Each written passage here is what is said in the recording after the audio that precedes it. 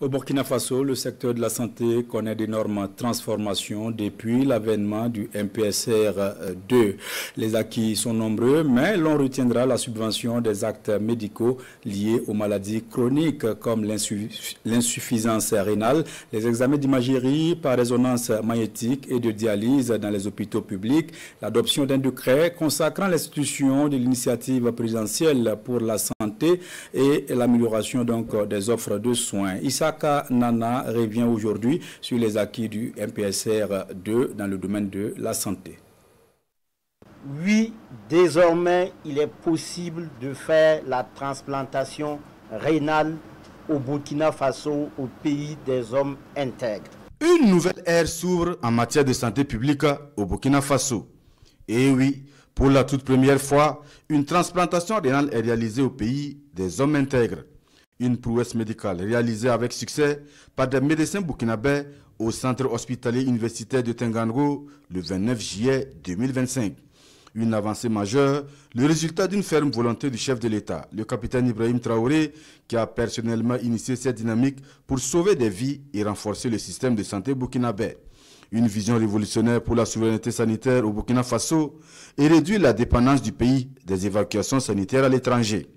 Le succès de cette première transplantation rénale ouvre ainsi la voie à d'autres interventions spécialisées au Burkina Faso avec pour objectif de créer un système autosuffisant capable de fournir des services de transplantation de haute qualité, indique le ministre de la Santé. L'amélioration significative de l'offre de soins de santé de qualité au profit des populations burkinabées, un des axes majeurs de la gouvernance du MPSR2 sous le leadership du capitaine Ibrahim Traoré.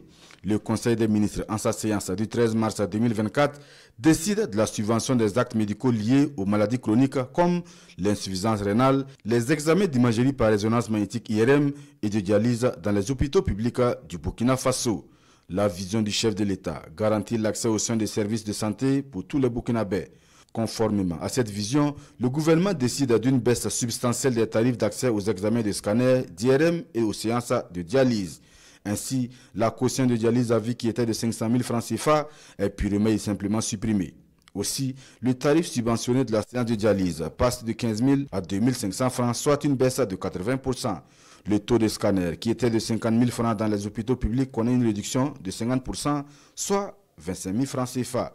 Le nouveau tarif à subventionner d'imagerie par résonance magnétique IRM, jadis à 100 000 francs CFA, passe désormais à 40 000 francs CFA, soit une subvention de 60%. Une nouvelle grille tarifaire en vigueur dans les hôpitaux publics de Burkina Faso depuis avril 2024. Ainsi, tous les centres hospitaliers universitaires et régionaux sont dotés d'équipements de dernière génération pour la prise en charge optimale des populations. Le 13 juillet 2024, en Conseil des ministres, le gouvernement burkinabé adopte également un décret consacrant l'institution de l'initiative présidentielle pour la santé IPS. Une initiative qui ambitionne de moderniser les structures de santé et d'améliorer la qualité des soins au Burkina Faso. D'une durée de mise en œuvre de 5 ans, l'IPS est subdivisée en 4 composantes. Et c'est à Bérégadougou, dans la région de Tanounia, que les jalons de cette initiative présidentielle pour la santé sont posés avec le lancement officiel de la construction de centres médicaux communaux et des blocs de réanimation dans les hôpitaux par le directeur de cabinet du président du Faso, le capitaine Martha Céleste Anderson Meda, le 31 janvier 2025. L'amélioration et l'offre de soins de santé de qualité au profit des populations dans tous les confins du Burkina Faso. L'année 2024 aura été également celle des défis pour le gouvernement burkinabé, une volonté et une vision qui se matérialisent par l'acquisition et la remise de 15 cliniques mobiles aux formations sanitaires des régions du pays. 15 unités mobiles dotées d'équipements pour des soins spécialisés tels que la mammographie, l'échographie, la coloscopie et la thermocoagulation. Ces cliniques mobiles, qui se veulent une première grande expérience du gouvernement burkinabé, sont déployées vers les villages, les campagnes et certaines zones périphériques des villes pour permettre aux populations d'avoir des échographies, de faire des dépistages du cancer du col de l'utérus et du cancer du sein et de prendre en charge les soins des enfants. Des cliniques mobiles accompagnées d'équipements de la chaîne de froid et des tablettes pour garantir la qualité des vaccins à tous les niveaux du système de santé.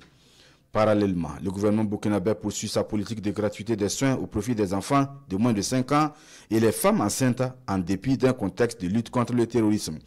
Depuis le 26 mai 2025, le prix de vente des médicaments essentiels génériques et des consommables médicaux essentiels sont revus à la baisse sur l'étendue du territoire national. La lutte contre le paludisme connaît également un tournant décisif sous la gouvernance du MPSR2 avec l'introduction en février 2024 du vaccin RTSS dans la vaccination de routine. Il s'agit du premier vaccin antipaludique mis au point dans le monde. Son introduction dans la vaccination de routine au Burkina Faso devrait contribuer à réduire les cas de paludisme grave et le taux de mortalité lié à cette maladie. Pour une première phase, la vaccination a touché 27 districts sanitaires dans 7 régions du pays. Des districts sanitaires choisis du fait de la gravité du paludisme et du taux élevé de décès liés à cette maladie. Et ce sont au total 218 222 enfants qui ont bénéficié de cette vaccination.